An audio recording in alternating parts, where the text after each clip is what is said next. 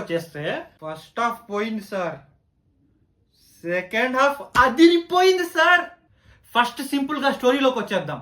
ఏం లేదు బ్రో, ఒక కొండ ఉంటది, ఆ కొండ కింద ఒక చిన్న ఊరు ఉంటది. ఆ ఊరికి పేరు పాట అనేది ఏం ఉండదు. సేమ్ పుష్పకి ఇంటి పేరు లేనట్టు ఈ ఊరికి ఊరి పేరు ఉండదు. అలాగే గవర్నమెంట్ కూడా గుర్తించదు. ఆధార్ కార్డులు ఏం ఉండవు, అసలు మనుషులే లేనట్టు ఉంటారు. వాళ్ళు పక్కూరికి వెళ్ళి పని చేయాలంటే కొండ మొత్తం ఎక్కెళ్ళాలి, లేదా ట్రైన్ దారిలో కూడా వెళ్ళొచ్చు. కానీ అక్కడ రైల్వే స్టేషన్ లేదే, ట్రైన్ ఆగదు అక్కడ.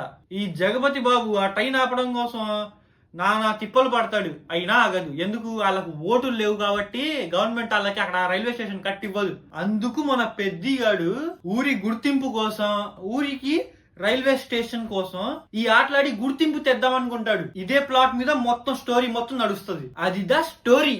నేను వీడియో స్టార్టింగ్ లో చెప్పినట్టు ఫస్ట్ హాఫ్ పోయింది, సెకండ్ హాఫ్ అదిరిపోయింది అన్నాను కదా, దానికి ఎక్స్ప్లెయిన్ చేస్తా చూడండి. ఫస్ట్ హాఫ్ లో పెద్దిగడి ఎంట్రన్స్, ఆ క్రికెట్ షాట్లు, ఆ మ్యూజిక్ బ్యాక్గ్రౌండ్ అబ్బో మామూలుగా లేవు, వేరే లెవెల్. దాని తర్వాత ఏం లేదు, తుస్సు. ఆ రై రై రారా సాంగ్ అంత వరకు బాగుందండి. అప్పుడే హీరోయిన్ ఎంట్రీ ఇచ్చిందండి. ఆ తర్వాత నుంచి మొత్తం సోది సోది సోది చిరాకు పుట్టింది ఒక లెవెల్లో. ఆ తర్వాత ఎక్కడో ఇంటర్వెల్ దాకా ఈ సోదే.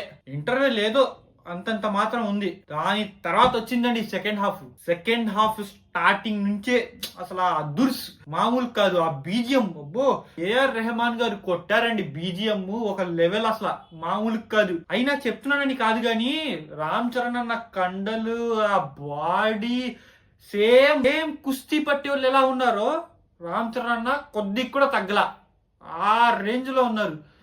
అసలు ఆ పైన హనుమంతులు వారు వచ్చారనుకున్నా ఆయన బాడీలో, సేమ్ టు సేమ్. అసలు ఆ యాక్టింగ్, ఆ ఎనర్జీ ఎక్కడి నుంచి వచ్చిందో తెలియదు కానీ అసలు మాలేసుకొని కూడా అంత బాడీ మెయింటైన్ చేశారంటే హ్యాండ్స్ ఆఫ్ అండి. నిజం చెప్తా, హ్యాండ్స్ ఆఫ్. ఆయన యాక్టింగ్ కోసమైనా వెళ్ళాలండి మూవీకి. He deserves A block buster. కానీ కానీ కానీ బుజ్జిబాబు గారు మోసం చేశారండి డబ్బింగ్ దగ్గరికి వచ్చేసి. ఏం డబ్బింగ్ అండి అది? నోరేమో ఊరు పేరు అంటుంటే అక్కడ ఊరు పేరు అని వస్తుంది. అసలు ఏంటి డబ్బింగ్ ఏంటి? లిప్ సింక్ ఉండాలి, అది కూడా లేదు. ఏమో జగపతి బాబు గారి యాక్టింగ్ మాత్రం అదిరిపోయింది. కానీ ఇంకొంచెం ఇవ్వాలేమో, ఏదో కొంచెం తక్కువ అయినట్టుంది. కానీ పర్లా, యాక్టింగ్ మాత్రం అదర్ కొట్టేశారు. ఇప్పుడు విఎఫ్ఎక్స్ దగ్గరికి వద్దాం. ఏంటండి ఆ విఎఫ్ఎక్స్? చిన్న పిల్లల విఎఫ్ఎక్స్ అండి అది. నేను టిక్ టాక్ లో వాడేవాడిని ఆ ఎఫెక్ట్స్. సేమ్ అలాంటి ఎఫెక్ట్స్ తీసుకొచ్చి ఈ మూవీలో పెట్టారు. అసలు విఎఫ్ఎక్స్ మాత్రం చాలా గలీజుకుందండి. ఇప్పుడు పాటల దగ్గరికి వద్దాం. అన్ని పాటలు బాగానే సెట్ అయ్యి పర్లా, నాకైతే పర్లా నచ్చింది.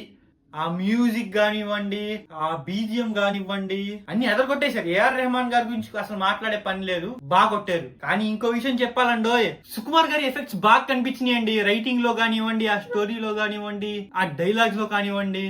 ఇప్పుడు పుష్పలో పుష్ప గడి కూల్ నా కొడుకు అంటారు కదా, సేమ్ ఇందులో కూడా రామ్ చరణ్ ని కొండ నా కొడుకు అంటారండి. సేమ్ పుష్పలో ఇంటి పేరు కోసం ఎలా కొట్టుకుంటారో దీంట్లో కూడా ఊరి పేరు కోసమే అండి మొత్తం స్టోరీ మొత్తం.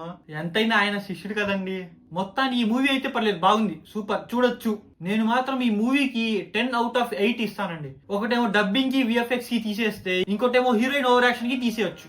మొత్తానికి అయితే పర్లేదు, బాగుంది, చూడొచ్చు. అలాగే మీరు ఈ వీడియోని ఇక్కడి వరకు చూసినందుకు లైక్ కొట్టి, షేర్ చేసి, సబ్స్క్రైబ్ చేసుకోవడం మర్చిపోమాకండి.